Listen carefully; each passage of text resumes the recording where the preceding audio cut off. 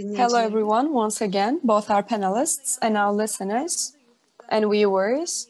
As we have written down in the chat box, there will be the live broadcast and it will be recorded. You can also have access to it later on.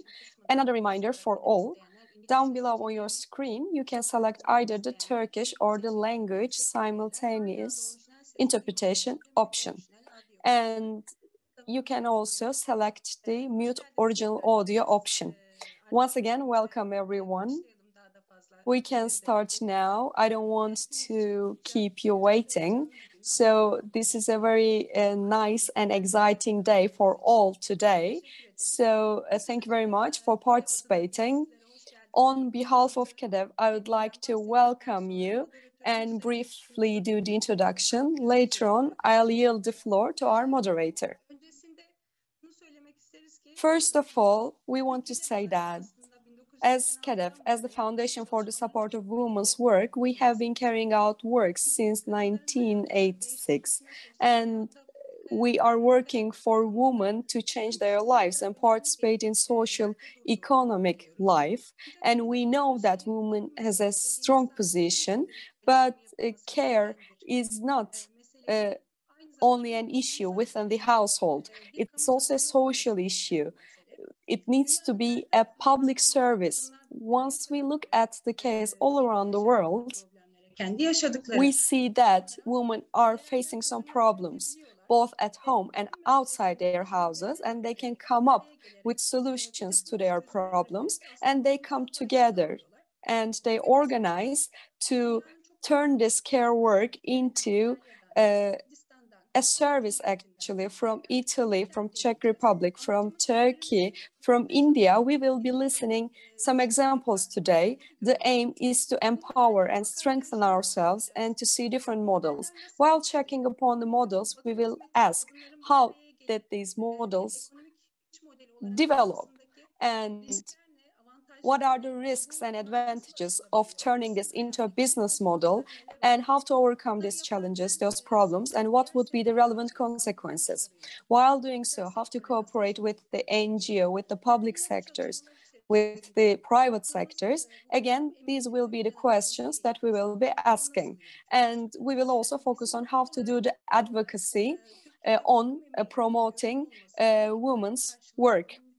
We want the care work to be visible, and as the foundation, we are trying to advocate that the care is actually should be turned into a business model. And hopefully, we will listen some good examples, and we will also improve and develop the existing business models here in Turkey once we listen to different examples. Without prolonging my words, I would like to yield the floor to the moderator. We have Dr. Nuri Oltaylı as the moderator. Thank you very much for the moderation of this event. She is a public health expert and she is also a volunteer for KEDV Foundation. As you know, public health has been on the agenda for all of us, especially with COVID-19 pandemic. So she supported us in our relevant work for COVID-19 as well. Now, I would like to yield the floor to her so that she can also allow the other panelists to speak later on. So hopefully it will be a very fruitful panel where we can all understand one another and we can inspire each other for new ideas. Unfortunately, we will not be able to yield the floor to our listeners and viewers, but you can write down your questions and contributions in the chat box throughout the event, and we will do our best to convey them to our panelists. And also, they will be within the recording of our meeting. So hopefully this meeting will be a beginning for all the future work of all of us. Thank you very much once again. Now I will yield the floor to distinguished moderator. First of all, welcome all of you. Thank you very much for participating and for agreeing to make presentations. I think this is a very important subject, as Bahar has summarized. We know that care is an important part of women's everyday business. And it's also important for women to get some kind of liberation, to be involved in social activities and also economical activities. We have 7 presentations today, and I think all of them are more interesting than the other. I'm looking forward to hearing all of them, and hopefully we will have a discussion in the end, trying to learn from each other. Unfortunately, as we have quite a number of presentations, we need to limit them to 10 minutes. And I need to say that I will not be very tolerant about those who cannot finish in time. I will a little bit urge you to finish in time so that we can have time in the end for discussions. So we will first start with a presentation from England, UK. It's Equal Care Cooperative, and Emma Back will make the presentation. Please go ahead, Emma. Okay, thank you very much, everyone. And yeah, sorry I won't be able to be here for the entire session, but what an amazing turnout. Equal Care came about as a result of the really inequitable power dynamics in social care in England, which are also reproduced around the world. So our main purpose for our reason for being is so that we redistribute that inequity back to the people who are receiving the care and support and the people who are giving it, the frontline workers. Our 3 objectives are to work in a really relationship-centered way. So looking at what experiences and what relationships exist between the people who are giving the care and getting the care, rather than this, it's known as person-centered working in the UK, but it often results in not paying enough attention to relationships. So the person who's the person getting the support ends up with lots and lots of different care and support workers coming through their door to support them.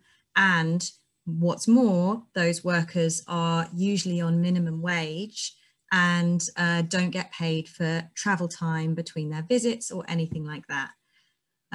So our purpose here is to share power and allow support to exist in abundance. So by that we mean that we also recognise family members, volunteers, people getting support themselves who can also offer it and help others. So we look at an entire kind of network of people giving support around and with that person. This is the problem. So social care is a social justice issue. It poses serious systemic threats to basic human rights in many countries around the world. The systems that countries have tend not to be fit for purpose. They tend to be low status jobs, and they tend to be really mentally stressful jobs as well as physically stressful.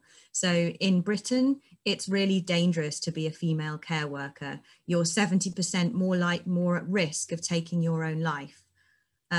Because of this compassion burnout, because of the low status, because of the low wages, and because of the lack of control in your life as a care and support worker. So we are a platform co-op. I don't know how many of you will be familiar with this term. We're building a digital platform to be able to facilitate the relationships between people giving and getting support, so they can choose one another, set rates, and organise and coordinate the care through this digital platform. And that platform, instead of being owned by venture capitalists, is owned by the people who are giving the support and the people who are getting the support themselves. So we are a cooperative, and these are our, this is our membership structure here. So this is how we work. The idea is you join the community. So this is from the perspective of the person getting the support. You become the team owner. So you are building your team with the help of a role called an equal care facilitator. And you can either choose to coordinate your team, or you can nominate that to be somebody else that you trust and know. That could be a paid person, but it could also be a family member. It could be your wife, your son, your brother. And then you choose people to join your team and they choose you back. So workers have consent and control over the people, like over who they decide to support. So they're not just sent, they're asked. And a lot of our work involves helping people to say no, just as much as we're helping people to say yes. So then you make your choices. This is choosing from the perspective of the person getting support. And then we're also building the platform to enable the person who's getting support to also give it, and also vice versa. So helping workers pay more attention to their own health and well-being, and actually having the resources in place to be able to offer that. We're growing through something called it's a distributed and decentralized model of growth. So we work in, so what I just showed you was teams. This is about circles. And these circles, we've been in our pilot year over 2020, so we'll be starting to establish circles in other parts of the country. And they are semi-independent and they're interlinking. If anyone's heard of the Buurtzorg model, I'm sure many of you have. It's inspired by that, but there are some key differences. These are the key ingredients of distributed teams. So trust, mutual support and learning, hope, optimism, authority and voice. And we're starting to see these kinds of hallmarks already in the work that we've been doing in our pilot year. This is just a kind of a slide around what differentiates us from the other kind of platform-based competitors in the market. And then there are some kind of for-profit platform businesses that have managed to attract a great deal of venture capital and are working in the UK market currently. I'm going to skip through this because this is about the technical delivery of the platform and talk a little bit about how we're funded. Social care cooperatives in the UK, also, sorry, I can't actually see a time, so somebody will need to call me in. I think I've done 6 minutes so far, so thank you. This is the usual funding timeline for startups. So crowdfunding, seed investment from angels, and then a Series A round. We're currently at our sort of, so last year we raised £400,000 in a community share offer, which is a form of withdrawable equity. I'm not sure what the situation is in Turkey with regards to investment in cooperatives, but this is something that has developed in the UK as a way for cooperatives to be able to get their startup capital. We're also planning our Series A type equivalent to run next year, at which point we'll be looking to raise either an equivalent amount or hopefully significantly more than that. This is just a slide explaining our journey. It's been a couple of years, and then this is some responses and kind of thoughts that we have had about how the raise went in 2019 and our learning around that. Some of the team, and yes, well, this is what we're looking for at the moment in terms of our future development. So the 2021 share offer, specialist volunteers and people to join our teams as community volunteers. And that is the fastest period of time that I've done that presentation in. Check. if there's any time for questions, I'm not sure, but I'm going to hand back over to our moderator now. Thank you so much, Emma. You were really quick, and you even saved some minutes. So if anybody needs any clarifications, I think we can take those if you ask for clarifications through the chat. We can do that. Otherwise, we will move to second presentations, which is from Turkey, Tomurcuk Kooperatifi. Just let us give a few moments.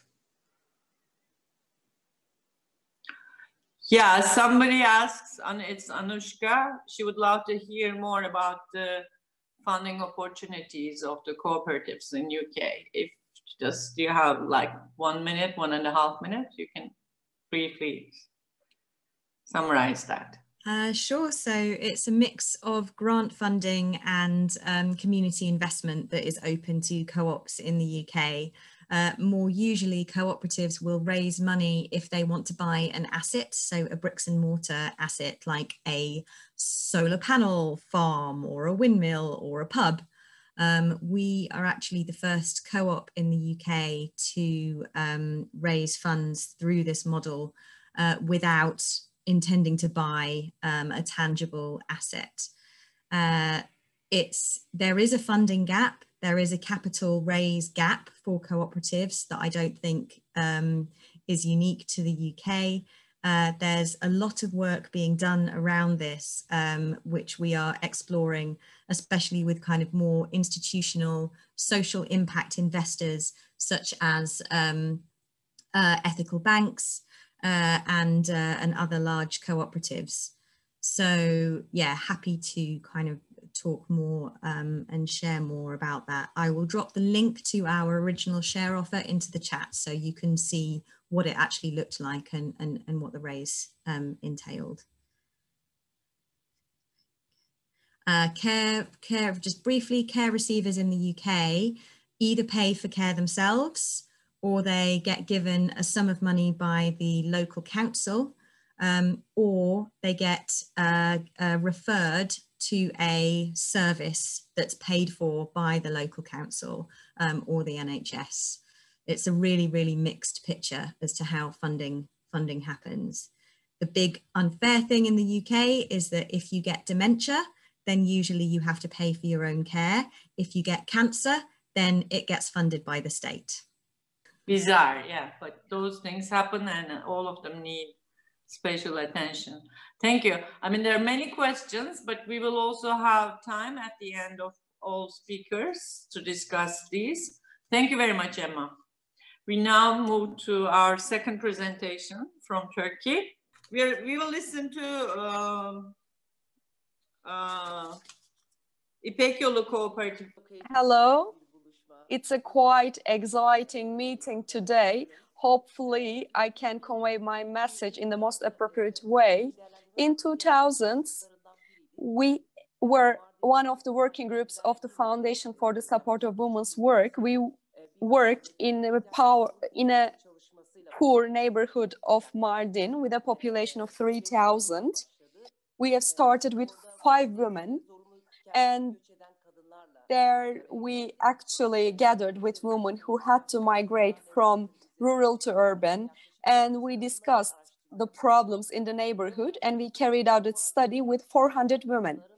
And as a result, we have obtained the problems: illiteracy, high number of children, lack of self-confidence among women. So these were the main topics that we gathered around, and we focused on them to see how to solve them, what kind of a life we want to sustain for ourselves and for our children.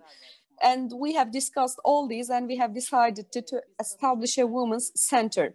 And we established a center for both women and children. We found a venue, we improved the physical building, and we met our needs for the equipment to be used within the building. And we have knocked on each and every door in Mardin. We have talked to the different institutions, organizations, local people, volunteers. and local organizations. We even went to the mosque to ask the religious leader there for the carpets to use in our building. So in 6 months, we have established our center since we believed in it. Later on, depending on the requests, in 2006, we have established another center for children and women in another poor neighborhood of Mardin. We are implementing early education programs for children, and we also have programs for women. These are free of charge for children, by the way.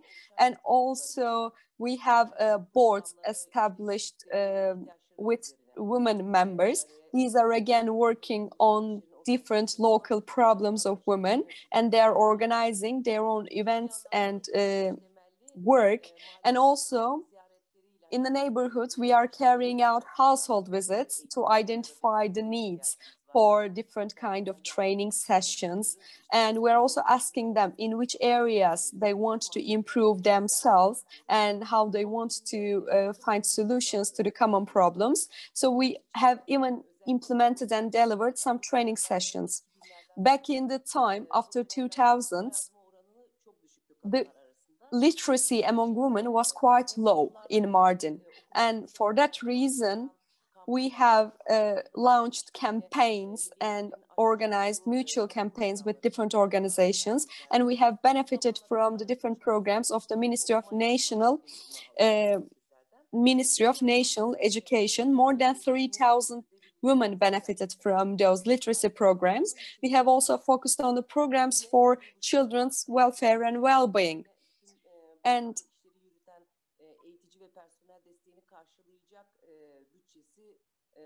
the cooperative itself does not have the budget to meet the need for the trainers and the personnel. So we are cooperating with the public institutions, and they are supporting us for the personnel.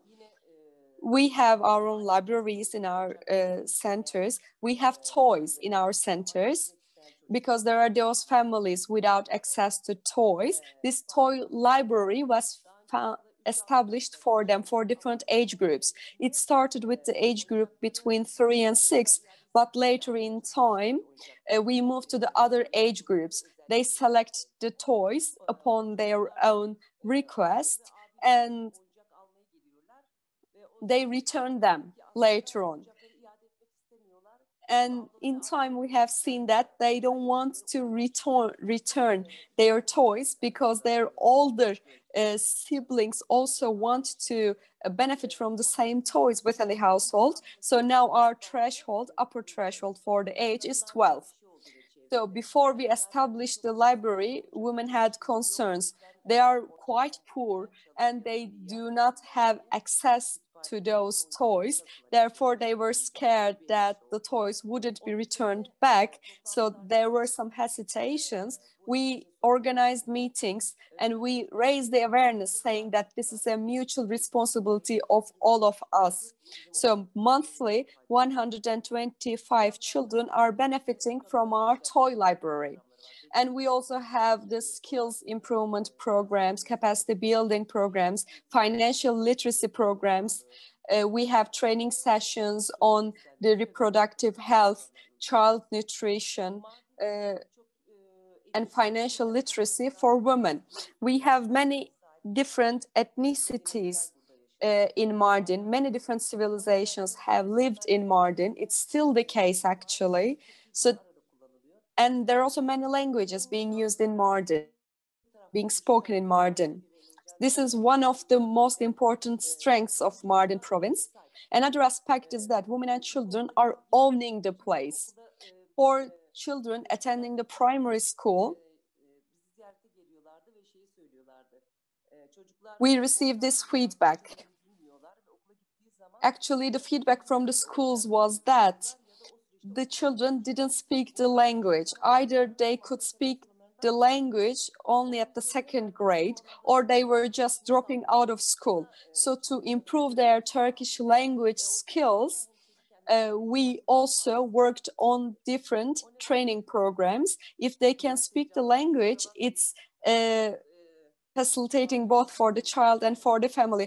I am a bit excited, sorry for that. There are lots of things to talk about, and we have spent many years working. So for this purpose, we have been receiving support from the public institutions. We are following up on the success rates of children in schools. We want them to also adopt and shoulder responsibilities for their own education. And on the other hand, with the improved and enhanced tourism in 2005, a research study was carried out in Mardin. Tourism sector started to be revitalized in Mardin, but there were some equipment and venue problems. And we wanted to focus on women's participation in tourism sector. Actually, there was the need for that, and we established economic support center for them. And as you know, there's the traditional soap being produced in Mardin. Back in the time, only one enterprise was manufacturing the soap. So we thought about other products. We started soap production with 36 women, and back then we used to produce 70 per day, but now it's 2,000 soaps per day. And now we are more institutionalized, I would say.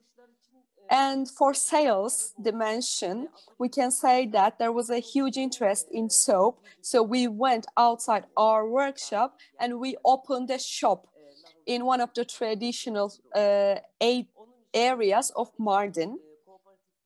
And there, the women members of the cooperatives worked and their products were sold, but also some other women would bring along their products. So per month, 48 women earned an income from our sales. And as you know, there are lots of tourists arriving in our city, Mardin, and there was the lack of accommodation. So we wanted to develop a new business model for women, and we opened a new guest house to be operated by women. 20 women were responsible for the maintenance of this guest house, and we wanted different women to gain experience in this area, and we also wanted them to make income out of it. And we used the culture of hosting guests, just like in our homes. So in 2014, from booking.com, we got the prize of the best guest house. So I want to talk about many things all at once, but I can say that for our centers for women and children, we have many needs. And we also have the need of opening some new ones in the new neighborhoods. We are participating in the relevant meetings for cooperatives to learn more about the legislation, new initiatives, new enterprises. And we want to have a solid legal framework. We want to have a solid legislation. And for this purpose, we are gathering with other women's cooperatives, and we are trying to apply to different authorities for the solution of different problems. So that's it for my part. Thank you very much. I mean, this has been very interesting. You have a few more minutes. Can you a little bit talk about, do you ever provide care to these children? I mean, do you help with the care of children of those women who are working with you? Or for other children in the neighborhoods you work? Well, actually, in the first years, there were not many working women in that neighborhood because Mardin, socially speaking, does not have that social structure that would make all the segments of all the parts of Mardin available to those women. Before, mothers would attend these programs, but there are also other children visiting us because of the pandemics, for instance. We are implementing remote online trainings, and there are 95 children attending those programs on a monthly basis.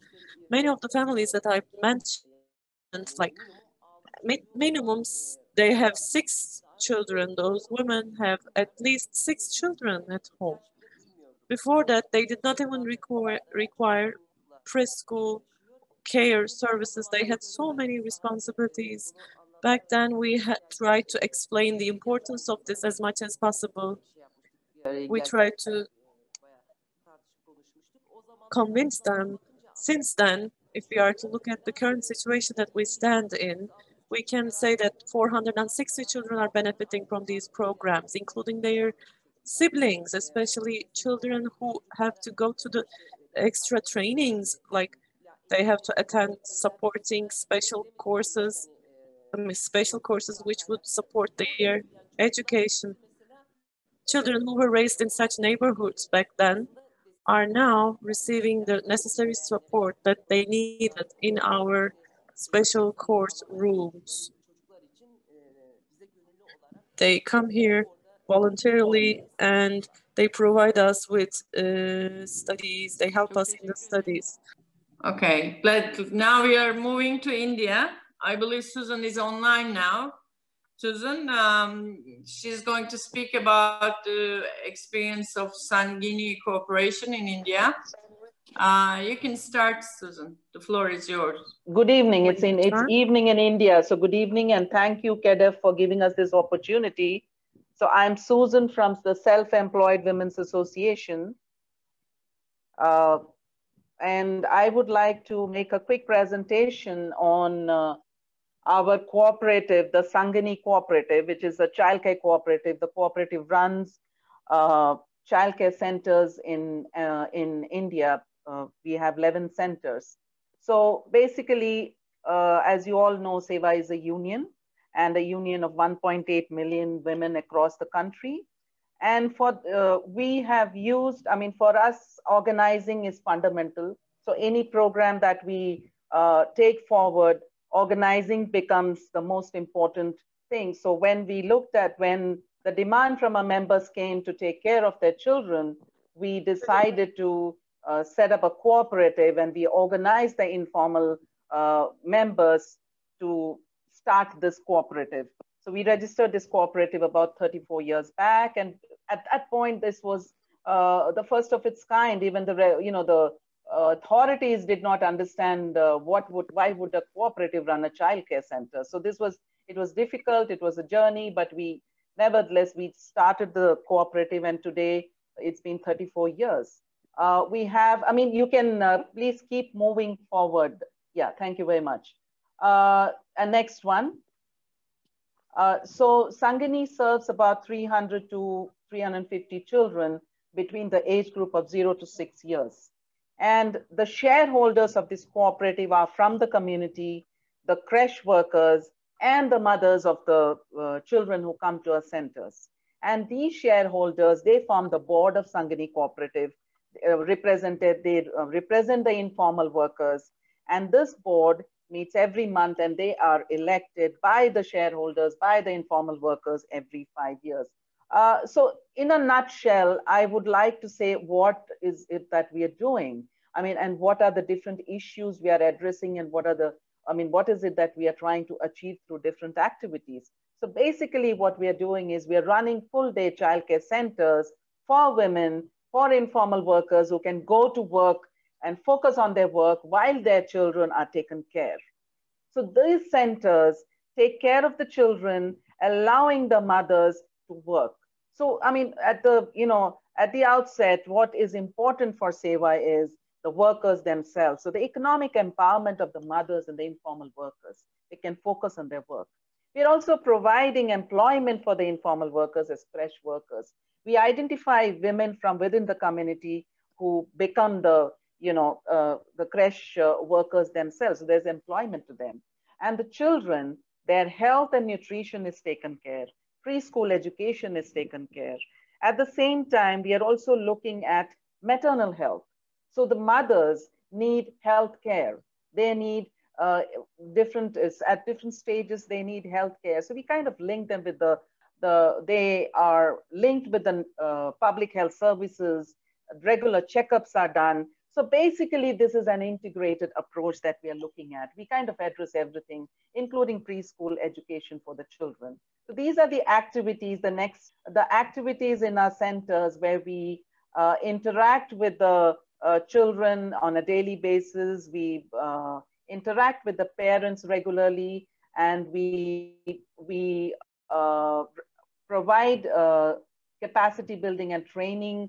That's an ongoing process for the informal workers who are the care workers or care providers in the centers, working closely with the government to ensure that entitlements and rights reach the informal workers through our centers. That's also important. So all these things, and one of the most important things, India is a country which has so many different cultures, so many different religions. So this uh, uh, center is a place where people send their children, the community from different religious groups, different caste groups, different backgrounds come together. So there's a communal harmony there. We ensure that we celebrate all festivals, no matter which background they are. So that kind of gives them, they come together, they understand each other. So it's again a center which brings people together. We work together from the beginning, last 34 years. We've had partnerships. We cannot work on our own. We have to build partnerships with the government. We have to build partnerships with the private organizations. We have to build partnership with the civil society, the non-government organization or not-for-profit organizations. With the government, we have various kinds of partnership with the government, where government supports us in terms of funds. There are subsidies. We have linkages with them for different programs and services. So we work closely with the government. We work closely with private partners who provide us. We need funds. So I just want to say that to run a center, it's a service model. We really do not have any business to earn money to run the centers through this cooperative. So we take some nominal fee from the parents, which is almost a third of the expense of a child. The community contributes some funds, and in kind, the community participates actively. The people who can afford within the community, they participate. And we also have to depend on external funding a lot. It could be international funding or individual donors. So we build long-term partnerships with various people in order to run and sustain the centers. And with the civil society, we've been working closely from the beginning. Organizations with early childhood care expertise, they've helped us to set up these centers, providing training, technical support, training our teachers, training our creche workers. And within SEWA, there are multiple organizations that provide a service. The health cooperative provides us healthcare services. The SEWA bank provides bank services to the women, to the mothers, to the community through our centers. The insurance cooperative has different products that help our informal workers, our members and their families, and alternate livelihood options are also provided to them through different SEWA entities and SEWA organizations, and capacity building also is done. The next two slides, I'm just running through some of the studies that we did over the years. And what we have seen is that the child care center is a need for every mother who works. So all the informal workers, this was a study done by Vigo across 5 countries, and Ghana, Thailand, India, South Africa, and Brazil. And almost all the countries, the women said, childcare center is necessary for us. We need full day childcare centers. But they also said they want the childcare centers to, the opening hours, there should be flexibility, it should be long, there should be hours that will match the working hours of informal workers. And they also said they wanted to be part of the governance of the running, management of the childcare centers, like the cooperative, the Sangani cooperative, good communication with the governance. They asked for health services. They asked for nutrition for their children. They said they would want their children to be educated there, and it has to be affordable no matter what. So that was another important thing that they all wanted. It has to be affordable. They cannot afford expensive centers. There should be basic infrastructure, adequate staff, and a convenient location, a location where mothers can drop their children and go for work.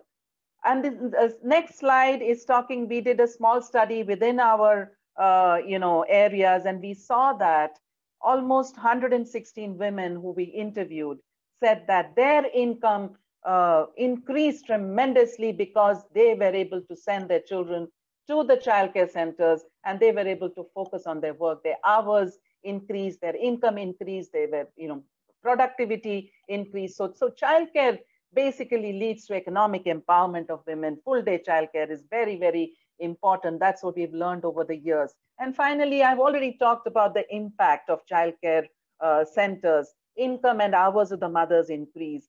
And we've also seen over the years, in last 34 years, that almost all the children that come to a center, they go to inform.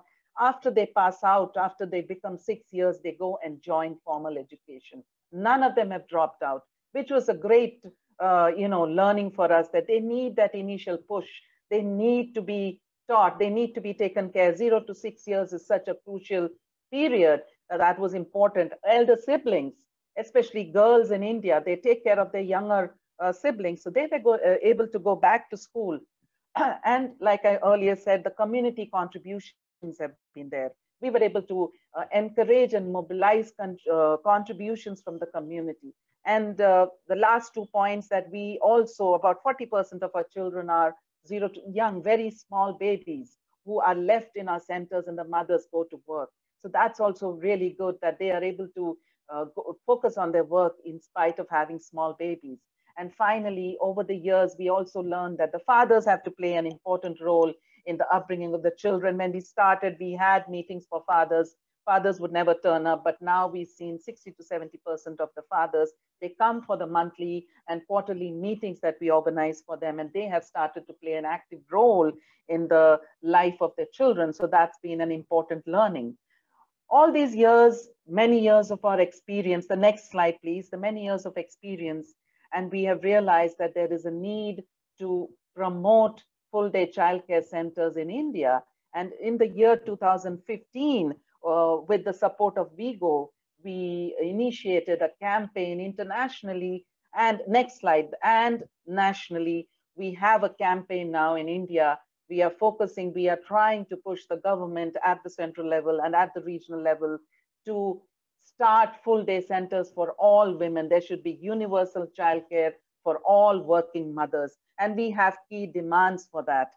But if you go back historically, in the year 1988, our founder, Ilaben Bhatt, had chaired a commission to improve the conditions of informal workers. And the recommendation that came out of in 1988 was childcare for all informal workers is a necessity and it is important. So it was since then we have worked around it. And there are childcare schemes of the government, but we do not have full day childcare supported by the government of India, public childcare center. So we are pushing that, and that's our agenda. And we have this 6 demands, and we have built alliances and network across the country. And this childcare campaign is an ongoing thing, and we are hoping in next few years we would be able to be successful in actually getting the government to start full day childcare centers for all mothers. And finally, what are the challenges? The next slide. Challenges. There are many challenges. Can you wrap up quickly? Yes, quickly. Yeah, I'll just say that it is difficult to run childcare centers. We have to take care of our, childcare. It has to be affordable. Managing the centers, funds are difficult. So all these things are difficult. And during the COVID, we had a great challenge. We have still not opened. The childcare centers were closed. So then the mothers were affected. And finally, the learnings I've already talked about, the economic empowerment of women, children, malnourishment of children can be addressed. And this cooperative ownership by the community, by the women, is really important for any of these services. Thank you very much. Thank you very much, Susan. Very interesting indeed. And I'm sure we will discuss this later during the discussion part. Now, I hope Gülser Özkan is online. I see her like that. So we will move to Turkey, Tomurcuk Kooperatifi. Hello, everyone. I'm having certain technical difficulties. Sorry, I had to be offline from time to time. Please accept my apologies for that. I have worked closely with the support of Foundation for the Support of Women's Work. We have established this cooperative, Tomurcuk Cooperative, and let me introduce you our cooperative. We are working with parents, mothers with mentally disabled children in order to continue with their education training, in order to prevent their isolation from social life, in order to make sure that they are productive in the social segments. We have been carrying out certain activities. We have scrutinized certain organization models, like in the form of foundation or associations. However, this did not fully respond to our dreams. This we could, because the foundations and associations have a they had limited resources, and they were not as flexible as we needed them to be. At the same time, we also participated in the Turkey's Women's Cooperative meeting. We were invited to that meeting by KEDV, by Foundation for the Support of Women's Work, and this was the organization that we were looking for. As the owner of the very problem itself, we will be the main builders of the solution to that problem. And the best organization model that served to our needs was the form of cooperatives. This did not exist in Turkey back then. The disabilities, especially in terms of disabilities, there were no single cooperative that was solely working on this issue. We became the very first of its kind. We really suffered. We had no idea what cooperatives was. It's not a foundation, it's not an association. We had to face many red tape, many bureaucratical problems. In order for us to overcome those challenges, for our kids with special needs, we had to be engaged in a close relationship with public administrations. First, we established an education center because all individuals can also establish such centers. We have 21 centers for providing services to mothers and children with disabilities. The Provincial Directorate of National Education also cooperated with us. They authorized us.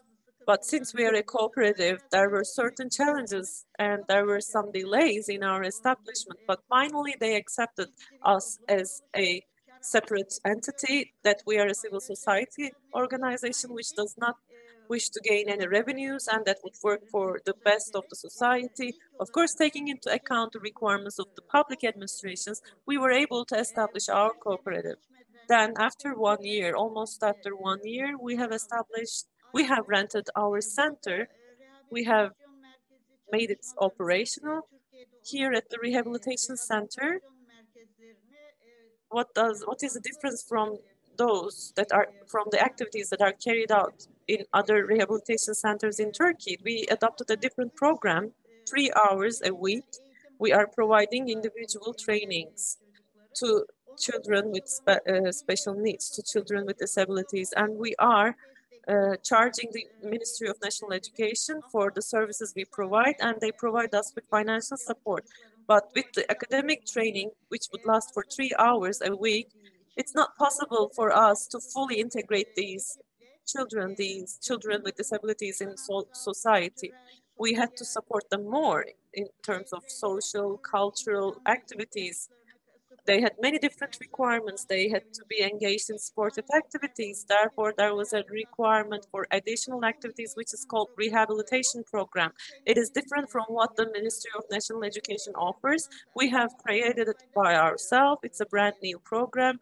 It's an entirely different program from that of the public administrations. They socialize, they have boosted their self-confidence, and they have become much more successful. By they, I mean children with disabilities. We have an army of volunteers. They are our shields and our weapons. At our rehabilitation center, professionally, we have 12 staff working there. 2 of them are males and the remaining 10 of them are females.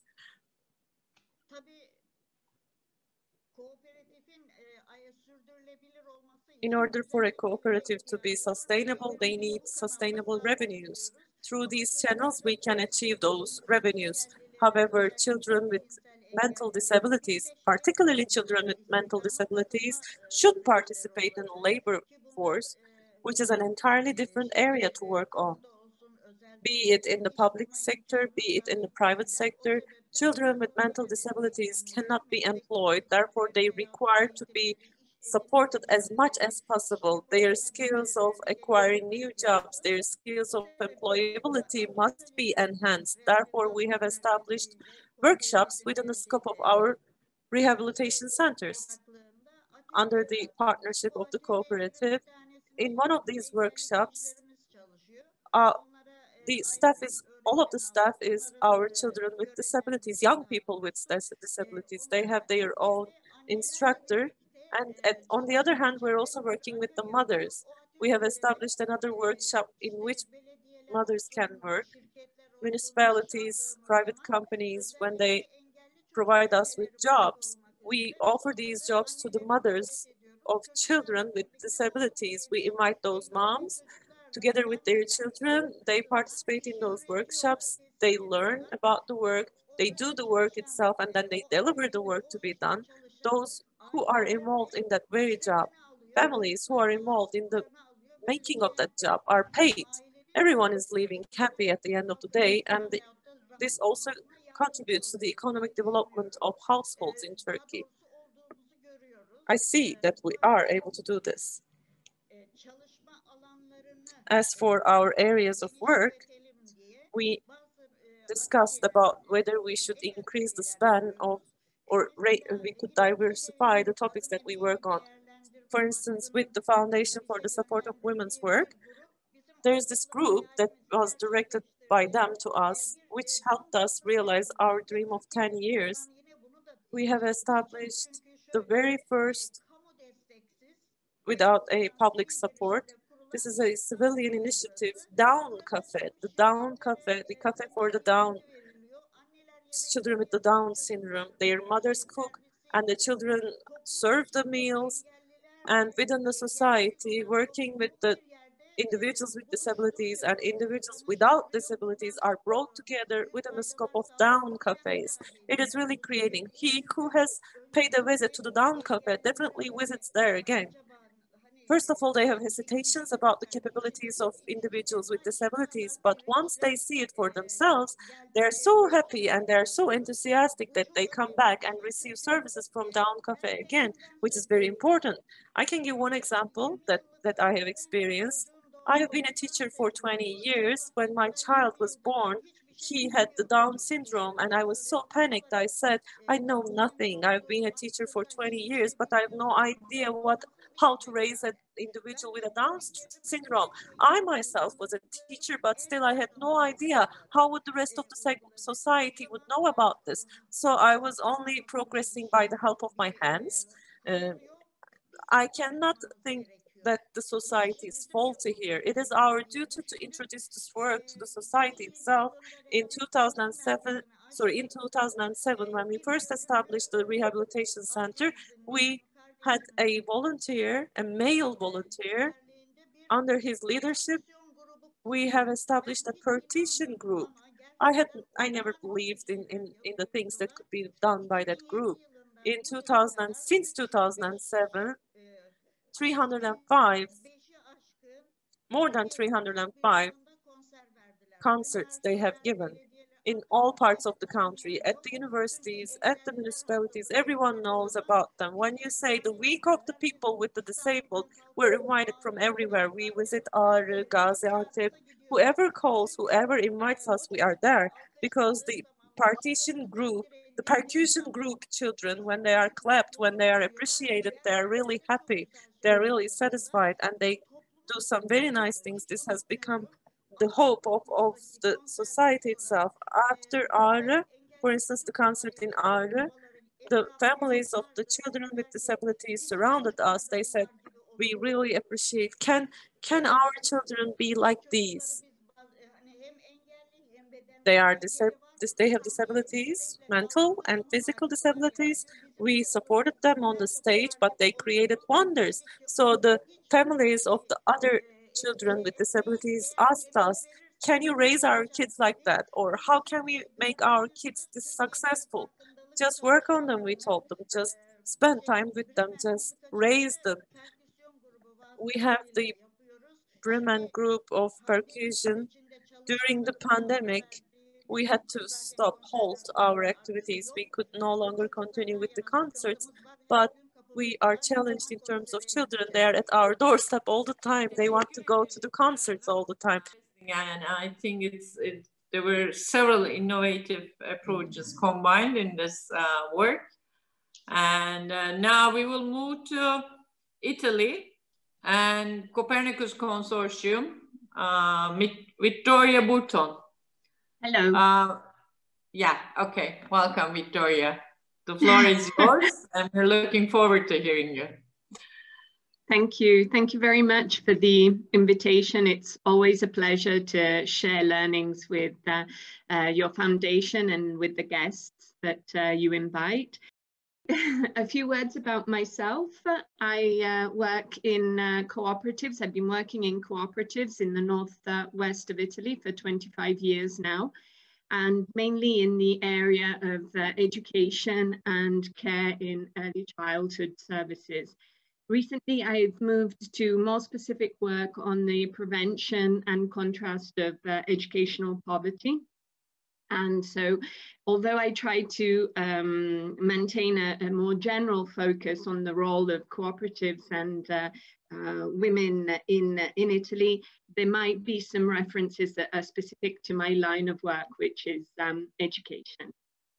So, a brief introduction to the situation in which we find ourselves as women who work in cooperatives in Italy.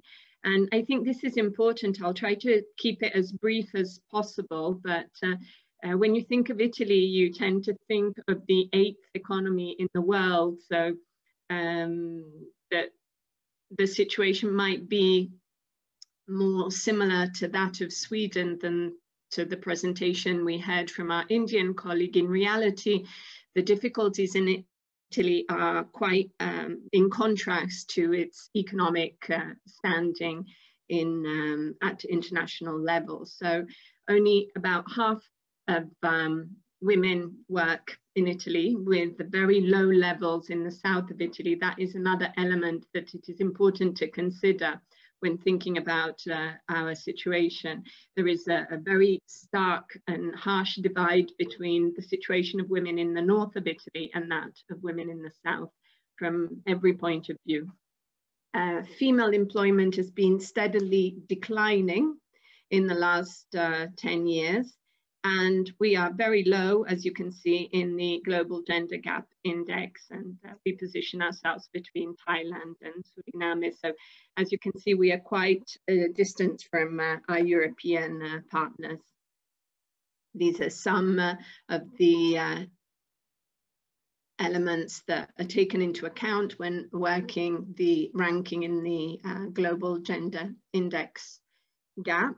As you can see, Italy is second to last in Europe with regards to percentage of women in employment.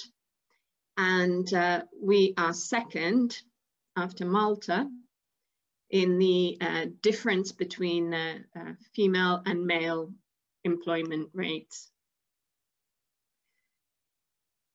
This is particularly true for women who are also mothers, because our employment rate for mothers is, as I said, second to last in Europe, but we are also the most disadvantaged group of workers in terms of contractual conditions.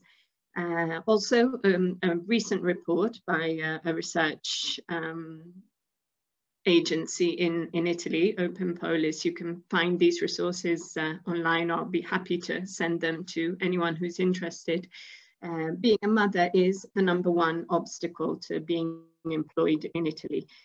We often have situations in which we are made to pre-sign a void contract in which we agree to resign as soon as we get pregnant, which is obviously an illegal practice, but very much the rule.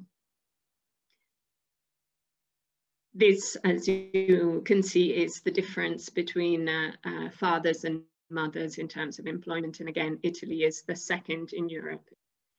Why such disparity? Well, there are obviously cultural reasons and also a very unfair division of housework and care work between men and women historically and today, and also an underdevelopment of policies to achieve work-life balance.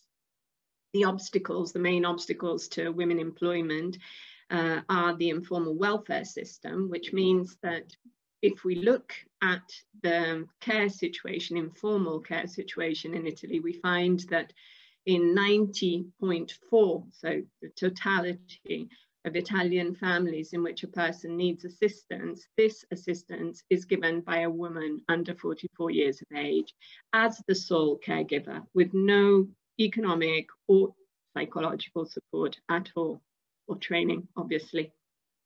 Italy is also the country in Europe with the highest percentage of relatives taking care of elderly or disabled family members. So the state basically relies heavily on the unpaid, informal work of care workers to support its general welfare system.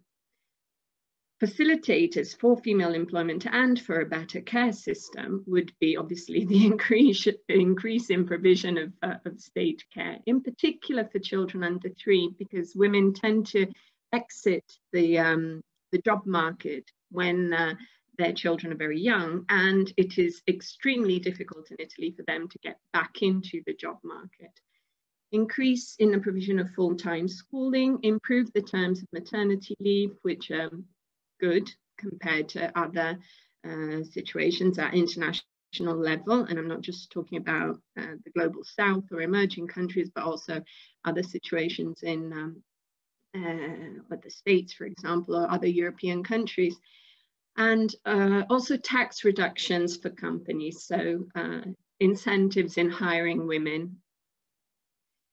What organizational business models do we have? Well, basically, if it's not informal care in Italy, care is in the hands of the cooperatives, of social cooperatives, social enterprises, which are characterized by a very high percentage of female presence, both in leading and managerial roles, and also obviously in care roles, as you can see from these numbers. Also, surprisingly, the female occupation rates, which have steadily fallen in the last 10 years, have actually increased within social cooperatives in Italy.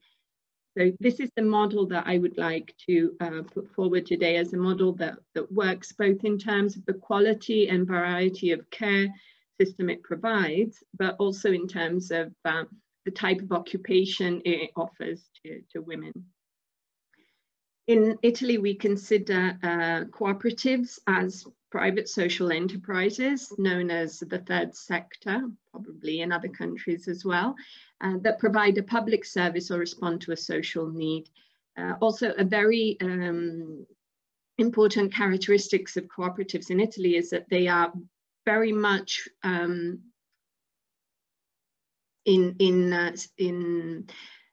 line with the needs of a specific geographical area. They do not, in general, operate in vast areas, but in one very specific area, which they know well, where they have a very important social capital to spend.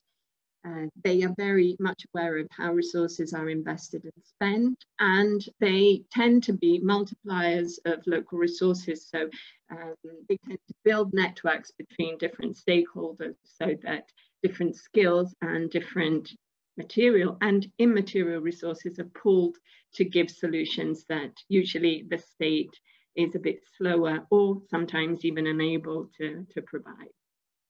So in Italy, as I said, 24% of the care system is run by cooperatives, catering to about 7 million people in the fields of health, education, and social services, and 56% of the jobs in the care system are in cooperatives. Also, in general, in cooperatives, as I said, there's a very high percentage of women leaders, but in care co-ops specifically, or cooperatives that work in the fields of social welfare, that becomes over 50% of female administrators or board members. There's also a high flexibility in the kind of jobs that women can have within welfare cooperatives. with a very high percentage of part-time or flexible hours jobs. And because we actually work in the care system, we are quite aware and sensitive to the needs of the women who work with us. The partnerships that usually we strike are both of the public and private kind, with local councils, social services, local health authorities, state schools, region and state, and with families directly, foundations or corporations. The types of relationships with all these organizations cited above are simple cash for services. So we are commissioned a service, a creche, a nursery school, a summer camp, an after-school club, or even interventions for disabled children or young people. For the elderly, obviously, we have a very, very serious demographic problem in Italy. Not obviously, but we do actually have it. And there's an estimated loss of about 175,000 jobs in the early childhood area in the next 10 years, with a similar increase in the in jobs providing care for elderly people. So Italy has a very serious problem with aging population, and cooperatives are quite late in restructuring their services to meet these new needs.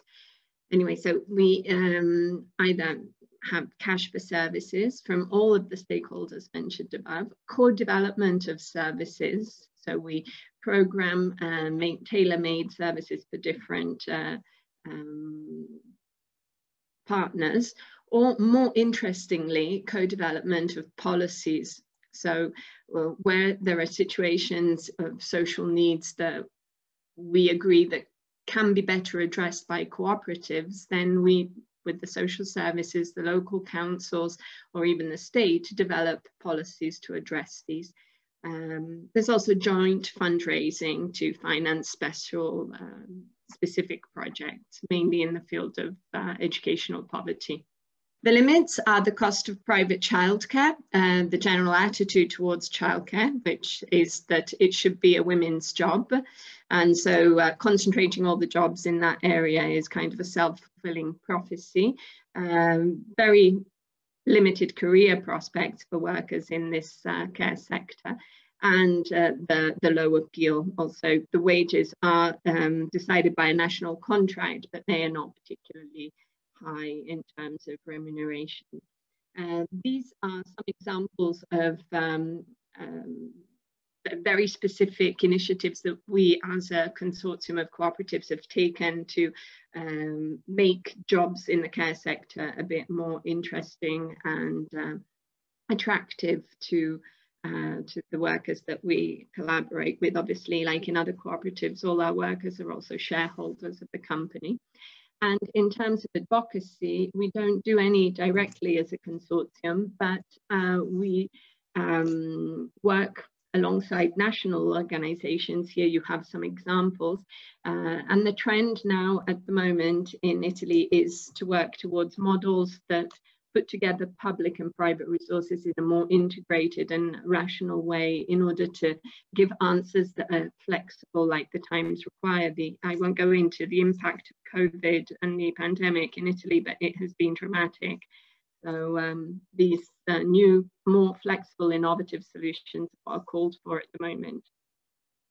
So yes, that is a very general presentation, but I'm obviously open to any kind of questions that might arise and that I might be able to answer. Thank you. Thank you very much indeed. Very interesting from a different setting, but similar problems. It's interesting to observe that. Now we will move to Czech Republic. Sit pro rodinu, žitke genas. Let me introduce you also. I'm Jitka Ženest from the Network for Family in Czech Republic. The Network for Family is a roof organization of mother centers in Czech Republic and is an expert of family politics. we belong to the non-governmental sector, and our aim is to bring the women together, not to be in the social isolation, and to be the part of community around the mother center, and also to be involved in the activities which the mother centers organizes. And very often they do that all with the kids on the go, and this serves as a really good example to the new generation that the civic society is important and that it matters. A lot of work there is done on the volunteer basis. Have been established in 1992 in the former Czechoslovakia in Prague. But a year before, a group of Czech women interested in this idea attended Munich, where the idea is brought from.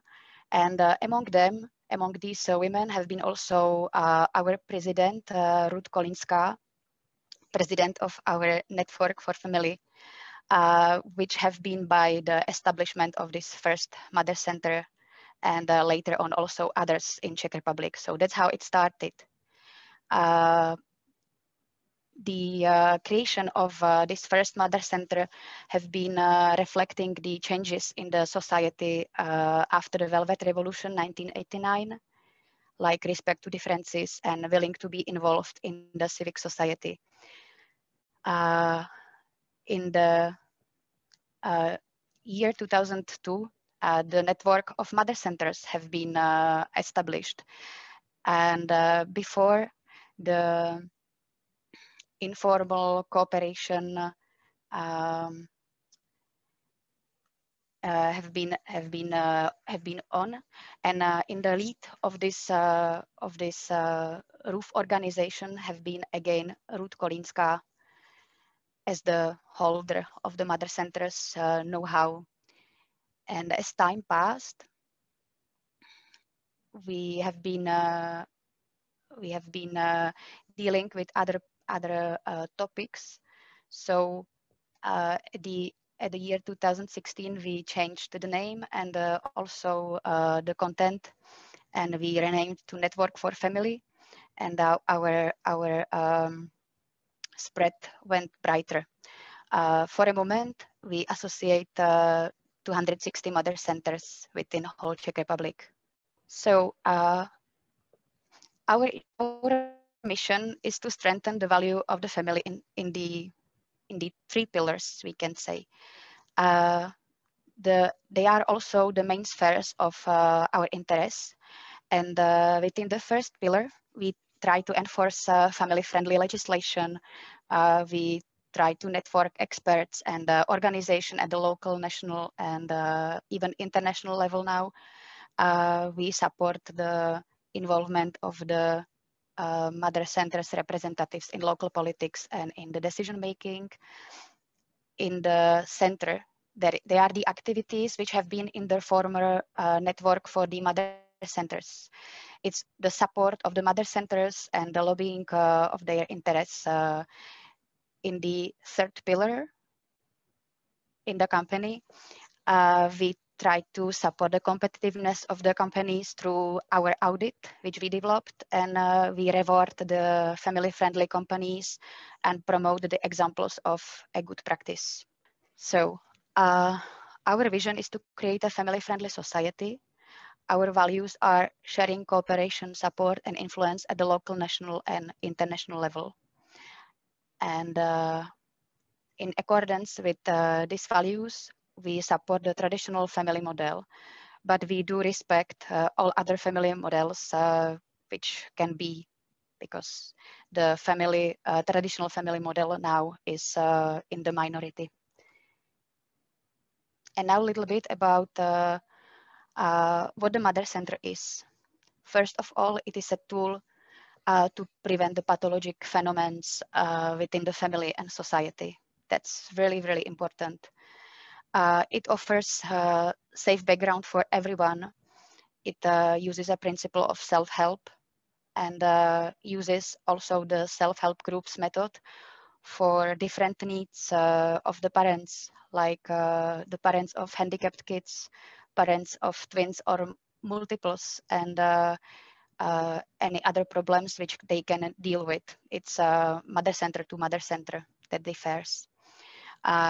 During the time of the existence, some of the mother centers became the community centers for all generations, and they are definitely the initiators of the community life at the place of their operation. So what do they represent? What's the role? Mother centers represents a safe place for families and their members, and helps to prevent social isolation. They break it, strengthen the competencies of all the family members by learning, mainly. Support the good relations between generations. Often the mother centers are visited by the grandparents with kids.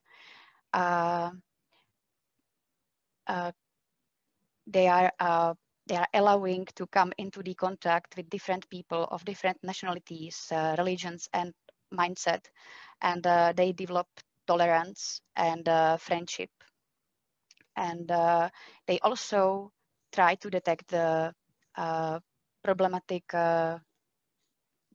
the issues within the society and family on time, and they try to prevent them or to find some prevention on time.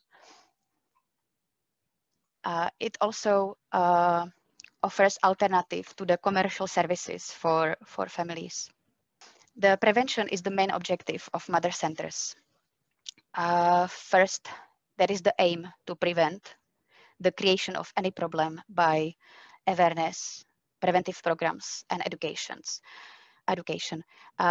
If there already is a problem detected, we try to, or the mother centers try to look for the solution by consultation or support to find the solution, or also they are using the method of accompanying the people. For example, they can accompany the person in need to the other social organization, or to solve the issue they can have with domestic violence or any other things. Okay, I try to get quicker. I'm almost at the end, I think. So mother centers financing. So the resources are from two sources. We can say they are looking for resources, and they are generating some small sum of by their own initiatives. We can see here the resources can be from their own pocket, which means their own financial finances, or their volunteer work. They are looking for the grants on the regional grants or on the ministries, EU grants, and donations. They can be also financed from the members' contributions, or there can be some sponsorships. They also generate some money of their own, but it covers mainly their activities. They cannot generate the profit. So they are balancing the money among their programs, among their activities, to be able to pay them all. So some of them, they are more expensive, some of them less, and like that they can manage their activities. After, there are some small sales activities of their own products, or they win some commission on selling somebody else's products or services. And in some of the mother centers, we can find also some forms of social entrepreneurship, like rentals of books, carnival costumes, or some services for families like childcare, tutoring, or graphic studios, hairdressing, or even cafe. This all is helping them to finance their run. Mother centers are cooperating with a wide range of bodies on the like municipalities, regions, and ministries. That's the main. After, they are cooperating with the professionals from the health and educational organizations, as well as the social services, some experts from the range of doctors and psychologists, and they are also cooperating with the general publics with their programs, and they are trying to bring them in the events connected with the traditions. They also work with the business sector. We have a program Together for Mother Centers, which is a help of the business sector to the mother centers. The major risk is the underestimation of prevention, and also underestimation of the non-governmental sector in general, that is underpaid and has to fight constantly for a social credit. And how we support our members is with we are providing them by methodology education, and we support them by campaigns, and we try to promote our common interests by influencing the situation in advisory bodies, negotiation with state representatives, open letters, and so on. Thank you for your attention. Thank you very much, Jitka. That was very interesting. Thank you. And now we move again to Turkey. And for the last presentation, Şengül Akçar from KEDV, the hosting foundation. Please, Şengül, the floor is yours. We are aiming to enhance the participation of low-income women in different activities and in social life. And we believe in the vital role of women in the development and in social life. This is how we started to work. But on the other hand, we want to also improve the participation of women in economic life. And we want the services to be available for all adults, children, and other members. And we want this platform to be a platform where all different parties gather. So these services are at the neighborhood level, but it's creating a democracy culture, a peace culture. So it has this potential. That's what we believe in. For this potential to be realized, these services should be organized and designed in different manners. This is what we believe. So we have the child, family, members, policymakers, decision makers. So we need a different approach, bringing all these parties together. And a third issue is that who will be leading the process? Investors, public, private sector, these are different actors, but is there any other way? The people who are in need of these services, especially women, can come together and collectively, maybe this can provide these services. This is how we established our structure. In 1986, we put women and children on the center, and it transformed into neighborhood models for all. So once we look at the benefits, we see many. For many years, we have carried out evaluation and assessment with different organizations and universities. So it enhances the neighborhood solidarity, as we have seen it from the presentations of Turkey. People from different backgrounds are coming together in solidarity with child in center, and also this model keeps the quality of education high, and this is thanks to the family participation. While designing the education programs, we benefited from Montessori, but they were evolved depending on the needs of the family, and the education level is high thanks to the family participation. And to empower women, it has a huge potential, because the women who have never been out of their houses are now out. They are quite excited, just like children. They started to go out of their houses. They are collectively managing a center, managing activities, and they are scientifically being empowered through education, through training. And now they are starting to provide public services, and their dialogue with the local administration and government is being improved. Here, the important thing is that there are problems, of course. The main problems are arising from the legislation, unfortunately. So, child care and education legislation are mainly on ideal buildings, ideal personnel, ideal conditions. And therefore, the dissemination of this model seems challenging since we are going through the ideals. Rather than focusing on the ideals, we need to go through the real case scenarios, real case personnel, experts and buildings. So we need to adopt a new approach because this legislation should be rearranged for our model to be disseminated further. Another issue is about financing.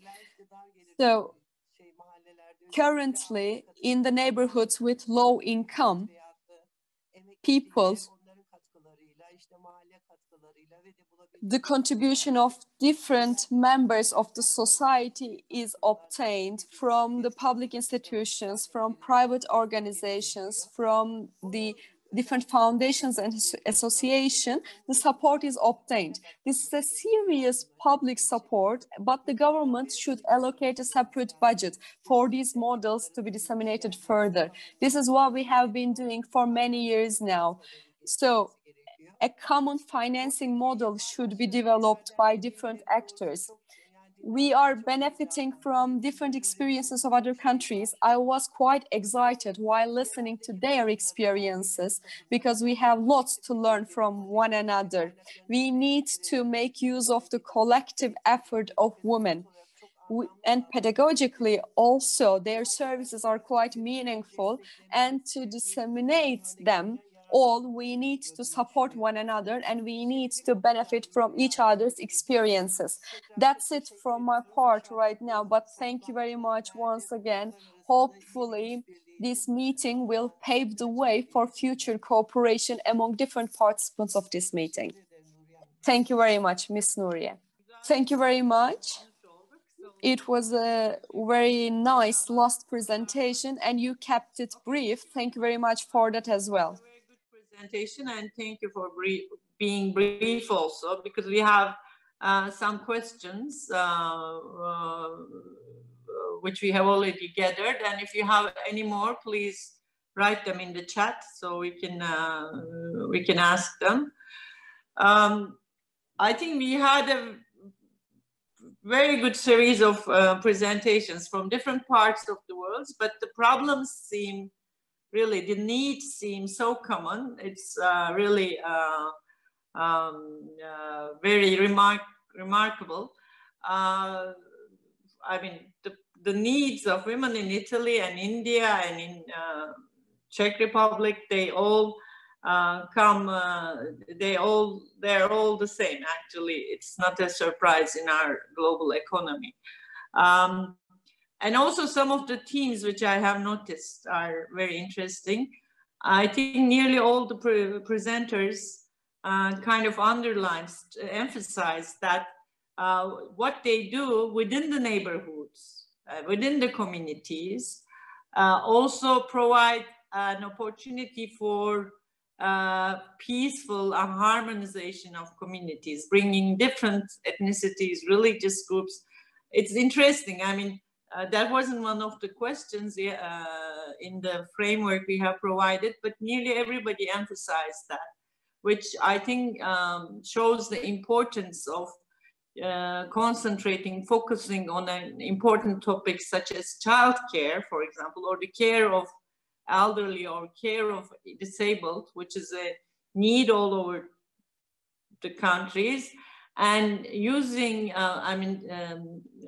putting these efforts within the community also helps to build up peace and harmony in those communities. That's an, I think, very important byproduct, which maybe we should emphasize in our advocacy efforts later on. I think the main challenges are all about, again, they are around cost, around sustainability. And I also want to add one more issue to that, I think our colleagues in India, they are somehow they have a more mature program, I would say. Okay, you have overcome the issues of cost, you have overcome the issues of sustainability, but what about expansion? Because I mean, in the end, we don't want these things, all these services, all these models to be limited within our own efforts, as Shangyu, the last presenter, has presented. We want these services to be available to everybody, to society in large. And then how can we expand our services so that they go beyond our reach, beyond our small reach as NGOs or cooperatives. So these are some of the points I think which we need to discuss as a whole. The whole panelists can, I think, can respond to those. But before starting these questions, I want to address a few specific questions to the specific presenters.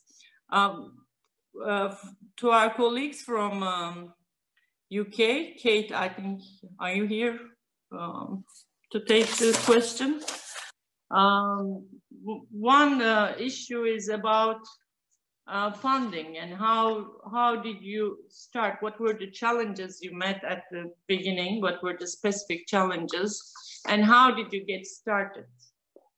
That's the question for our colleagues from UK. Sorry, I've had to log on with multiple computers to get the interpretation. So it was a mixture of kind of small grants to begin with, and lots of free labour. So Emma and I worked for free for quite a long time, and had a lot of kind of people kind of working alongside with us. But yeah, we kind of, yeah, a multiple selection of small grants from different kind of organisations. So anything sort of between £2,000, £3,000. And then we got our first kind of grant, our first, what felt like back then a really big grant for 12,000 through, called Paul Hamlin Foundation. But yeah, just lots of little pots that we were applying for, which just takes up so much of your time. So that was taking up a huge amount of, particularly Emma's time. She's the finance brain. And no one wants to pay any wages. Like it's not sexy enough.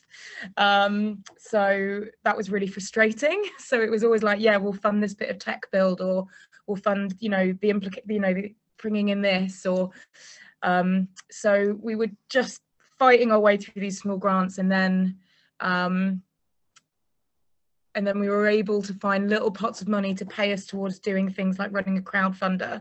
So yeah, we ran a crowdfunder back 2 years ago now, and we raised 23,000. So that was the first sort of pot of proper unrestricted money. So we were then able to start actually paying people to work. We weren't paying great, we were all taking quite low wages, but ultimately we needed something to keep going and be able to eat and self-care, and then with that money we then started to kickstart the service very slowly, very gently, lots of learning, and then alongside that ran what Emma briefly talked about last when she was speaking, the community share offer. So that's kind of community investment.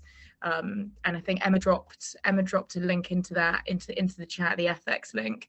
So that was when we raised 410, and then that allowed us to expand the team. So suddenly it wasn't Emma and I anymore, but that was Emma called it like seed funding. That was the first kind of unlock of our door to be able to employ people and start really moving and build the tech. And then yeah, still lots of little grant pots here and there, but generally we won't, we can apply for the odd 50,000 here, but yeah, it's hard. It's really hard. And then we're aiming for our next share fund to raise $1 million, which everyone says, wow, that's so much money.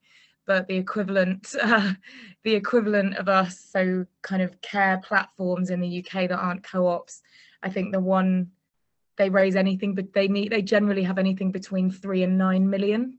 There aren't any that have raised less than 3. So it's actually, even raising $1 million next year would still involve lots of bootstrapping.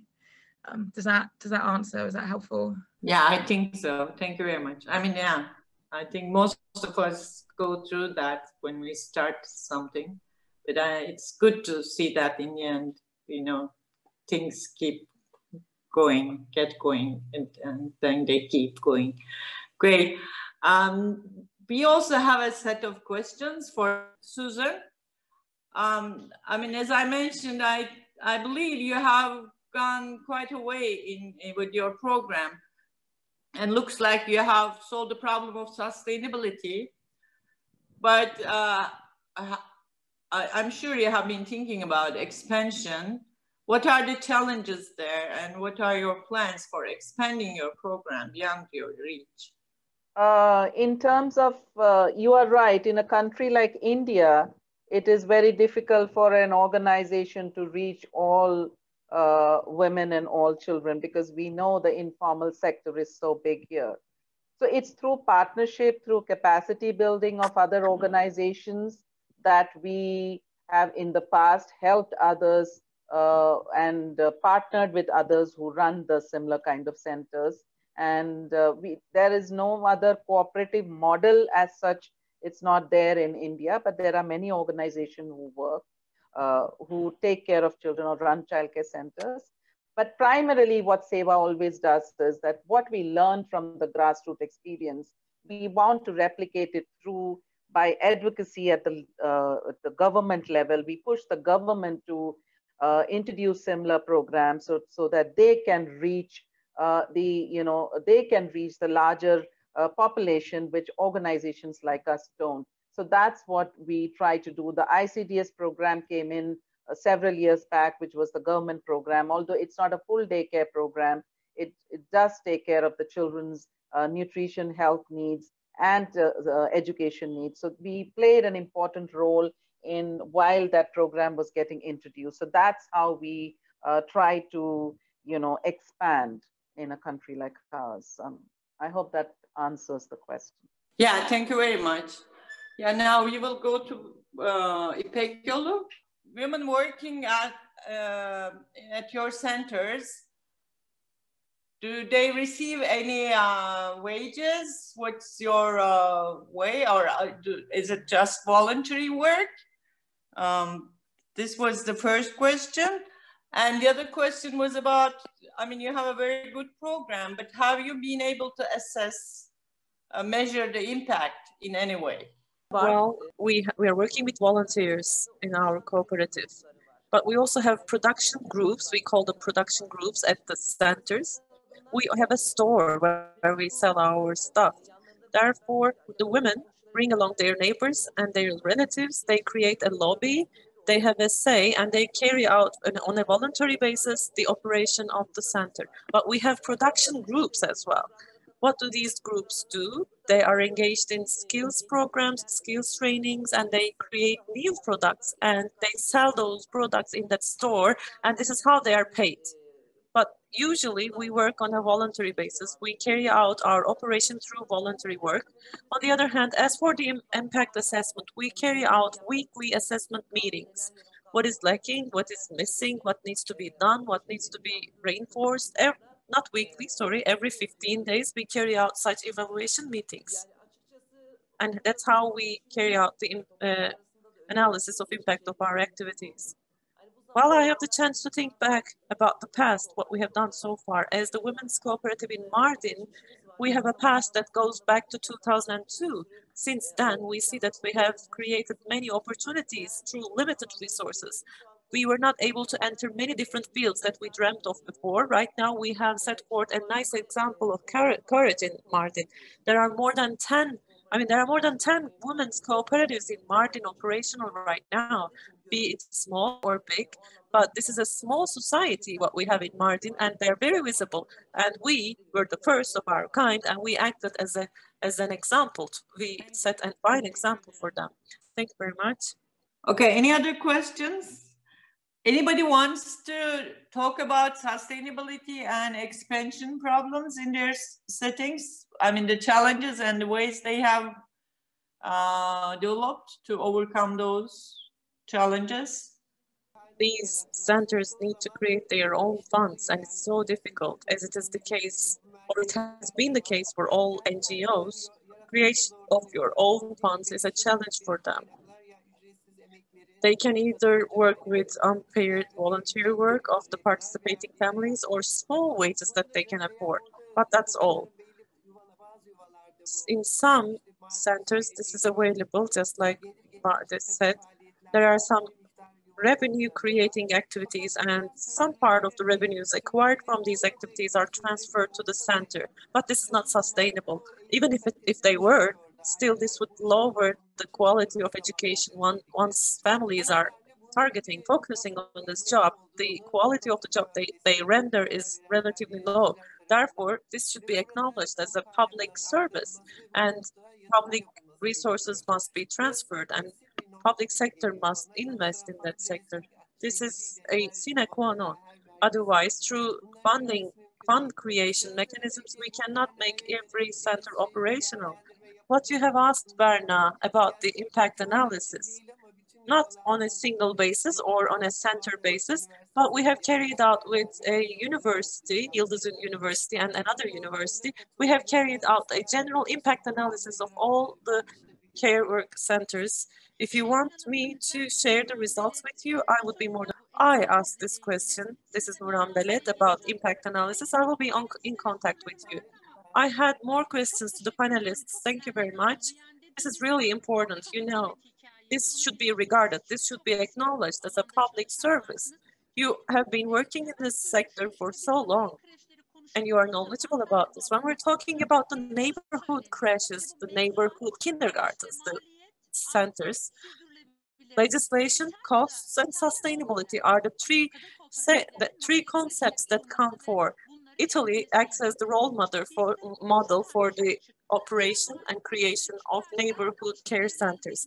But here came out the problem of the quality of maintaining the quality of the care services. They will be illegal ones, and the quality of the care that is extended to children will be low.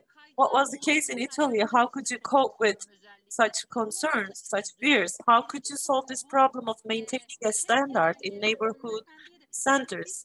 And my question to the participant from Czech Republic, you know, we're working on gender equality. Before, we used to work with mothers, but now it became a family. There is this concept of single mothers in Turkey. And did you have such similar discussions before?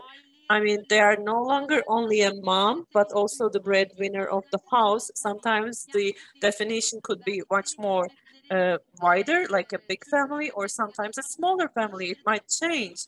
Therefore, my other question would be about the impact analysis, but you have already answered, you have already mentioned the social welfare cooperatives, they were called.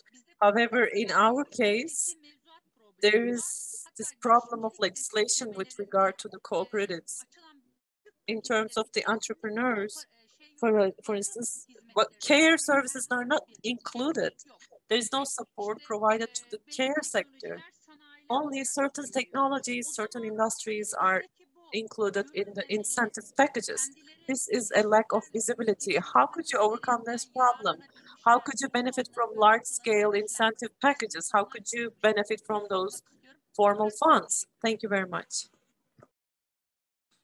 Victoria, did you get the question? There was a specific question for Italy.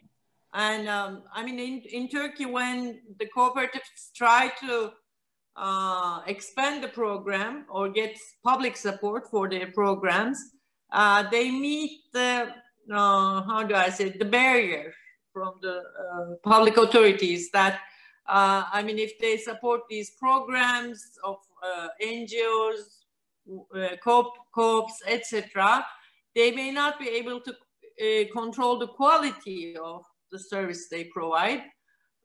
So this is not something the public is, I mean, the authorities are willing to spend public money on.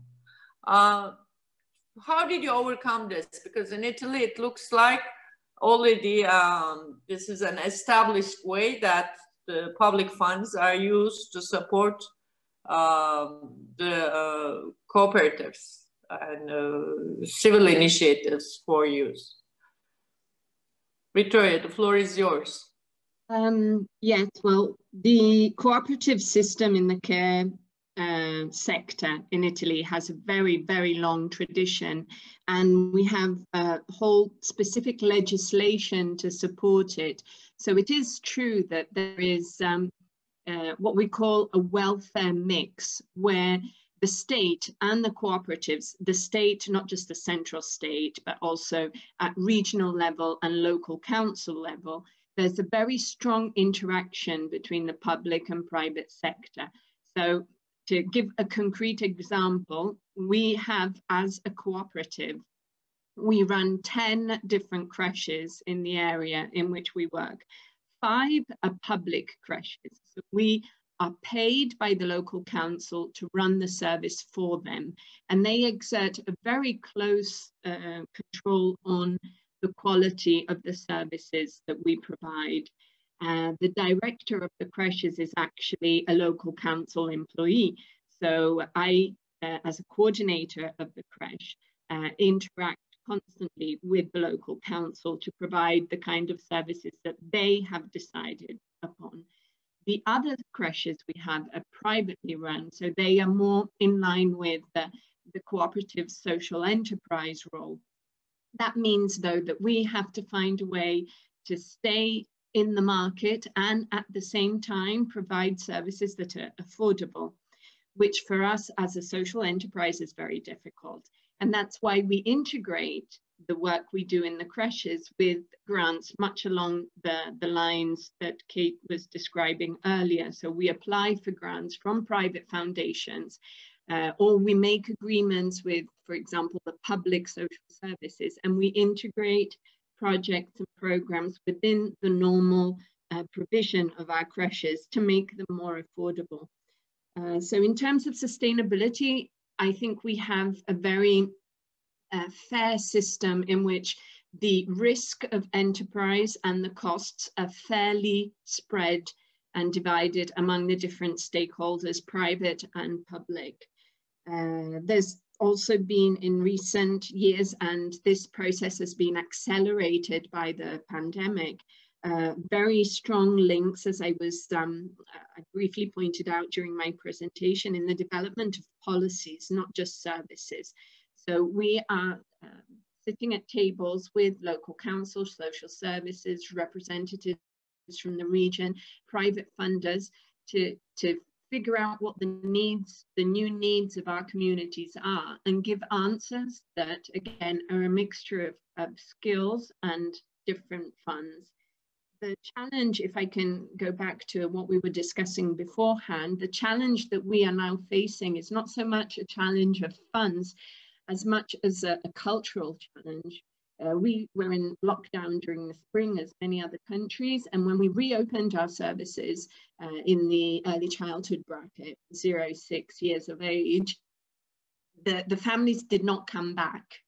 And the families that did not come back were specifically the most vulnerable families, either because they could no longer afford those services, even with the grants that we made available for them through emergency funding, but mainly because the families are scared. So what we thought was an established service, what we thought was recognized as a community need, that of having services for early childhood of a certain educational quality, flexible in hours and in provision, in more or less all the small villages in our geographical area. We thought that was, something that we had created and would go on forever, just like primary school or secondary school. In reality, this is not the case. The families are not coming back, and we have had some services closed down, and we are not sure of how we can change this this culture of fear that has that the health situation has created. Obviously, this is on the shoulders of the women, because it's the women who are losing their jobs, it's the women who are staying at home to look after the kids, it's the women who devote all their time to distance learning if they have older kids. So we really need to look at why we thought and why we thought this model of early childhood care system was established, when in reality it has fallen to pieces very rapidly. So where did we go wrong? That's the challenge and the question that we're asking ourselves now.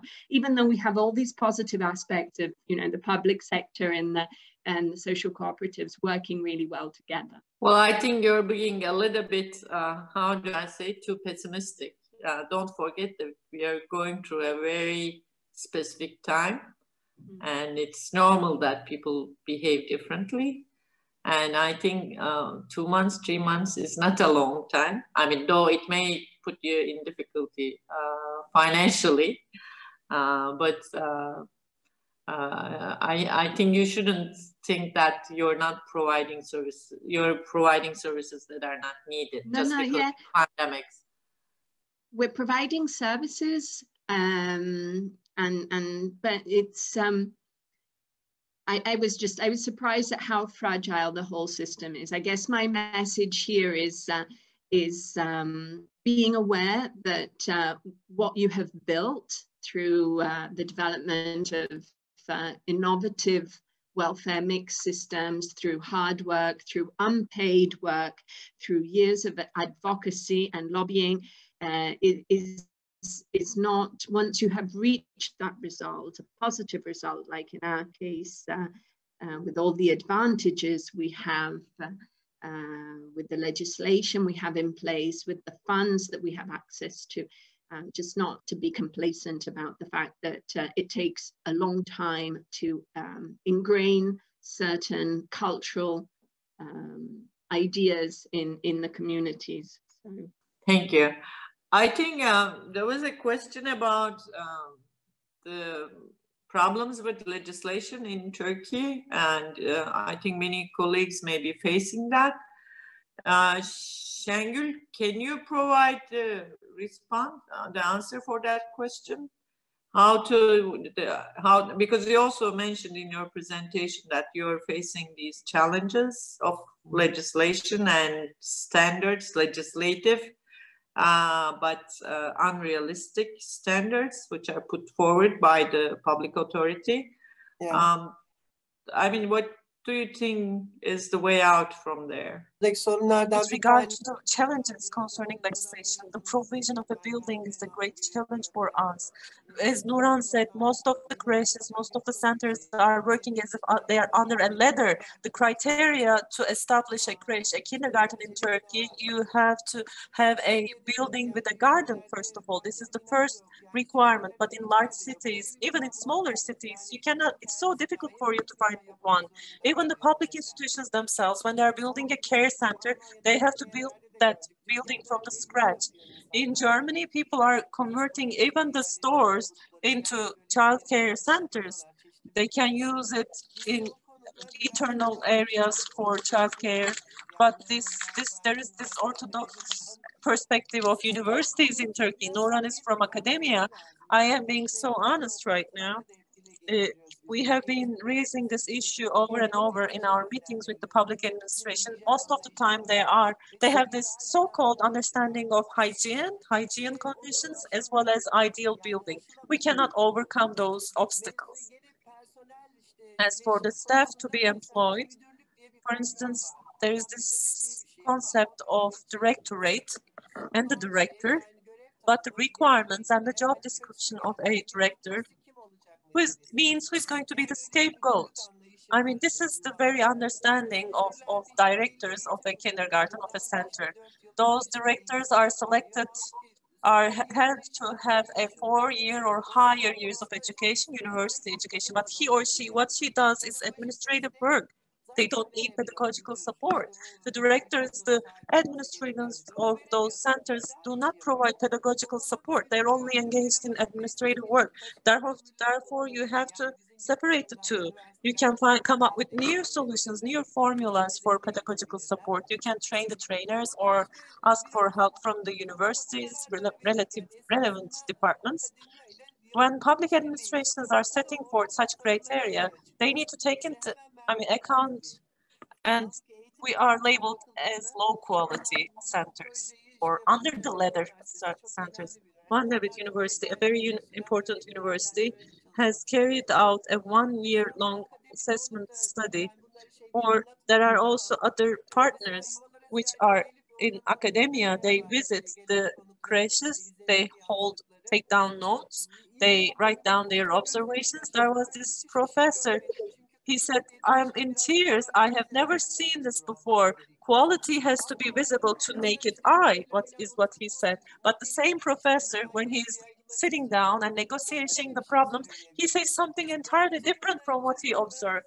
Therefore, as the Republic of Turkey, we need to overcome all of these problems. Otherwise, services will never be widespread. Their scope will never be widened. I do not insist for a separate legislation that would serve to the needs of cooperatives, but still, you have to. A few years ago, we had this financial analysis with regard to the cost of childcare services.